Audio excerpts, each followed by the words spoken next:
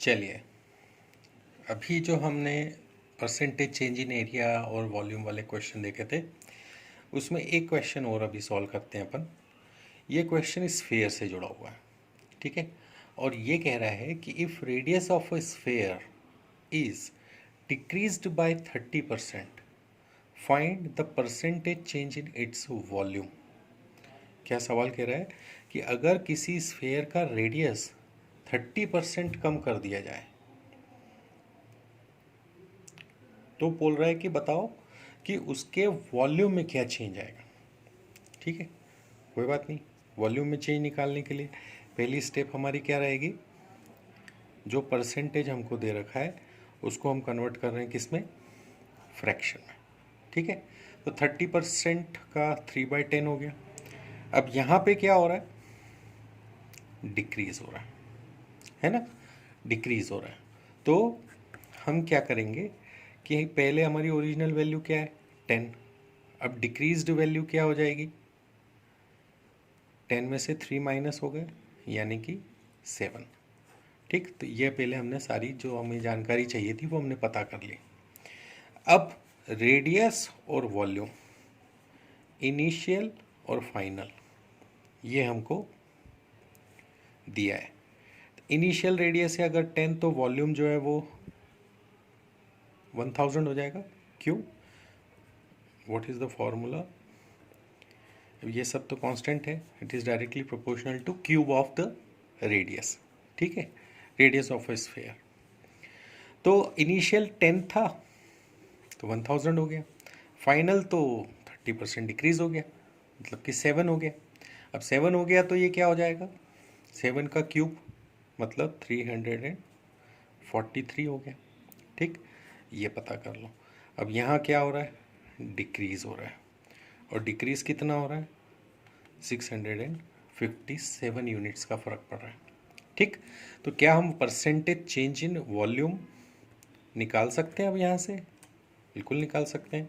वो क्या हो जाएगा, 657 का तो चेंज आया, ठीक, और था वो इनिशियली 1000, यानी कि चेंज आ रहा है 65.7% का डिक्रीज हो जाएगा वॉल्यूम में। है ना आसान। तो इसी तरीके से आप सवाल करेंगे, जितने भी एरिया वॉल्यूम में चेंजेस वाले जितने भी क्वेश्चन हैं, this is the key point to solve. Step 1, convert percentage into fraction. Step 2, find out the change in given data and then find out the percentage change. 3 steps, hardly 15 seconds. Clear है। तो अब आप इसकी practice करेंगे। अब हम इसमें next part पे मूव करते हैं। नेक्स्ट पार्ट क्या कर रहा है, देखो ये कह रहा है कि कंजम्पशन और रेवेन्यू के अंदर क्या चेंज आ रहा है, ये पता करना है। ठीक है, तो इसमें 3 तरह के सवाल आते हैं जनरली। कुछ सवाल वेजेस से जुड़े होते हैं, ठीक है, कि कोई भी मजदूर है, वो उसको काम करने के पर आवर अगर कुछ रुपए मिलते हैं तो उसको मिलने वाली वेजेस कैसे कैलकुलेट की जा सकती है, ये उसका फॉर्मूला आप याद रखेंगे कि जितने उसको पर आवर रुपीज़ मिलते हैं इंटू नंबर ऑफ आवर्स अगर हम मल्टीप्लाई कर देंगे तो हमको उसके वेजेस मिल जाती है।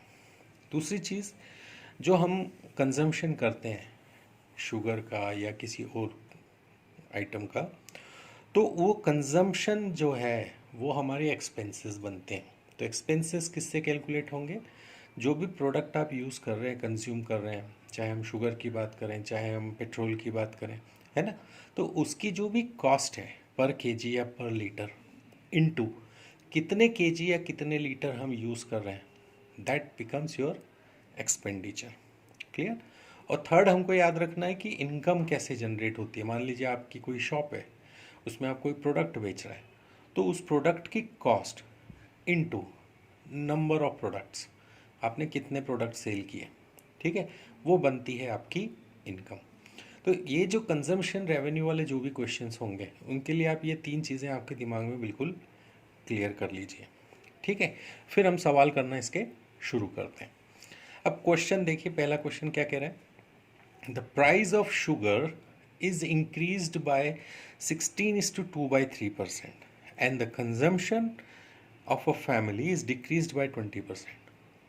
ठीक है, कोई मिडिल क्लास फैमिली है, शुगर की प्राइस बढ़ गई 16:2/3%, तो उन्होंने अपने कंजम्पशन को जो है वो डिक्रीज कर लिया, ठीक है, बाय 20%। ठीक, तो बताओ कि जो उनके एक्सपेंसेस हैं उसमें क्या चेंज आएगा, वो बढ़ जाएगा या वो कम हो जाएगा। ठीक है, तो वो हमको पता करना है। ठीक, तो इसको कैसे सॉल्व करेंगे, इसको सॉल्व करने की कोशिश करते हैं। देखिए क्या कह रहे हैं।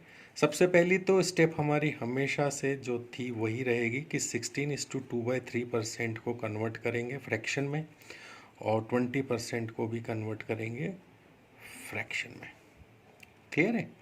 तो ये जो आया 1/6, मैंने आपसे हमेशा कहा कि जो डिनोमिनेटर होगा वो क्या शो करेगा, आपकी ओरिजिनल वैल्यू को। ठीक है, तो अब ये ओरिजिनल वैल्यू अगर मान लो 6 थी, तो अब क्या हो रहा है, प्राइस ऑफ शुगर क्या हो रहा है, इंक्रीज हो रही। कंजम्पशन जो मान लो 5 यूनिट्स का था, तो कंजम्पशन अब क्या हो रहा है, डिक्रीज हो रहा है। ठीक, तो अब इसको हम हमारे चार्ट में अगर देखें तो ये हो गई प्राइस, ये हो गया कंजम्पशन, ठीक है, और ये हो गए हमारे एक्सपेंसेस, ये इनिशियल और ये फाइनल।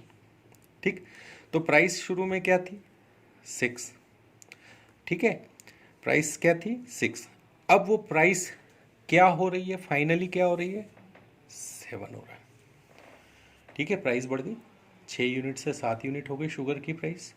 तो कंजम्पशन देख लेते क्या था, पहले शुरू में कंजम्पशन था क्या, 5 यूनिट्स, अब कंजम्पशन कितना हो गया, 4 यूनिट्स। ठीक है, एक्सपेंसेस किससे कैलकुलेट होते हैं, प्राइस इनटू कंजम्पशन, जो भी उसकी कॉस्ट है वो इनटू कंजम्पशन से एक्सपेंसेस निकलते हैं। तो ये हमारा हो गया, एक्सपेंसेस हो गया 30 और 7 4 ये हो गया हमारे 28। इसका मतलब क्या हो रहा है, रिडक्शन हो रहा है, कितने का, -2 का। आया समझ में, है ना। मतलब 2 यूनिट हमारा खर्चा जो है वो पहले के मुकाबले कम हो रहा है। तो what is the percentage change in expenses, निकाल सकते हैं क्या अब हम, जो भी चेंज आया है 2 यूनिट्स का चेंज आया डिवाइडेड बाय इनिशियली कितना एक्सपेंसेस था, 30 का था, इनटू हमने उसको क्या करा, 100 कर दिया, 20/3 मतलब 6:2/3% का डिक्रीज। खर्चा जो है फैमिली का वो अब क्या हो गया, 6:2/3% कम हो गया। आया समझ में। 3 स्टेप्स, वही 3 स्टेप्स, फ्रैक्शन में कन्वर्ट करो, परसेंट यूनिट में जो चेंज आया वो पता करो और उसके बाद में परसेंटेज चेंज निकाल लो। ठीक, नेक्स्ट क्वेश्चन इसका देखते हैं क्या कह रहा है। अब ये कह रहा है कि कोई सिनेमा का टिकट है, उसकी कॉस्ट बढ़ गई, सेलिंग बढ़ गई, सॉरी, वो सेलिंग बढ़ गई है 57:1/7%। ठीक है, उन्होंने क्या करा कि टिकट की प्राइस ही बढ़ा दी, वो कितनी बढ़ा दी उन्होंने, 16:2/3%। तो बताओ कि अगर हम, हमारे जो ऑडियंस है वो 57:1/7% बढ़ जाए और हमारी टिकट की कॉस्ट हम 16:2/3% बढ़ा लें, तो बताइए कि हमारी जो इनकम है उसमें कितने परसेंट का फ़र्क पड़ जाएगा। इनकम का हमने पहले ही एक फॉर्मूला देखा हुआ है कि जो भी प्राइस है और जो भी उसकी सेल है उसका मल्टीप्लिकेशन हमारी इनकम के बराबर होता है। ठीक है, तो अब देखते हैं कि हमारी परसेंटेज इनकम में कितना चेंज आया है। इनिशियल 2 डेटा हमारे पास है, पहला है 57:1/7%। ठीक है, इसको हमें फ्रैक्शन में कन्वर्ट करना है। दूसरा है 16:2/3%, ये है हमारी टिकट की कॉस्ट, इसको भी हमको फ्रैक्शन में चेंज करना है। तो ये हमें पता है, ये होता है 4/7 और ये होता है 1/6। ठीक है, दोनों में इंक्रीज है, दोनों को चेंज कर लिया। क्लियर। अब हमको क्या करना है, नेक्स्ट स्टेप क्या रहती है हमारी, कि जो भी हमारी कॉस्ट है, ठीक है, जो भी हमारी कॉस्ट है वो, और जो भी हमारी सेल है वो निकाल लिया, उससे हमारी इनकम हमने निकाली, इनिशियल और फाइनल। ठीक है। अब पहला डेटा दिया है 4/7 का, ये है सेल से जुड़ा हुआ। ठीक है। वो सेल कितनी थी, पहले थी 7, अब बढ़ के फाइनल कितनी हो गई, 11। फिर टिकट की प्राइस जो है, कॉस्ट, वो पहले कितनी थी, 6, अब बढ़ के कितनी हो गई, 7। तो हमारी इनकम में क्या चेंज होगा, इनके मल्टीप्लिकेशन के बराबर है ना। पहले इनकम क्या थी, 42 यूनिट्स, अब इनकम कितनी हो रही, 77 यूनिट्स, और चेंज कितने यूनिट्स का आ रहा है यहाँ पे पता चल रहा है हमको, 35 यूनिट्स प्लस। ठीक। तो अब परसेंटेज चेंज हम निकाल सकते हैं इनकम में, वो क्या हो जाएगा, परसेंटेज चेंज इन इनकम। पहले क्या थी, पहले तो चेंज लिख दिया, फिर क्या थी, 42 इंटू 100। समझ में आया। जो चेंज है वो लिखा हमने ऊपर, जो इनिशियल वैल्यू थी वो लिखी नीचे इंटू 100। ठीक। इसको सॉल्व करेंगे हम, तो ये हो जाएगा 5 times, 6 times, 3 times, 50 times, what you get is 83:1/3% increase. ठीक है।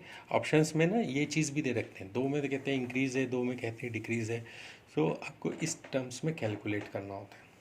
शॉर्ट रिवीजन कर रहे हैं, क्या करना होगा, अगर हमको सेल ऑफ सिनेमा टिकट दिए, कॉस्ट ऑफ टिकट दिए, इनकम में इंक्रीज पूछ रहा है, दोनों जगह हमने कहा है कि दोनों परसेंटेज में इंक्रीज आया है, तो हम पहले परसेंटेज को कन्वर्ट करेंगे फ्रैक्शन में।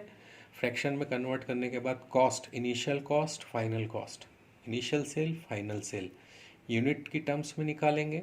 इनको मल्टीप्लाई करने से हमारी इनकम जनरेट हो जाएगी इनिशियली और फाइनली, है ना।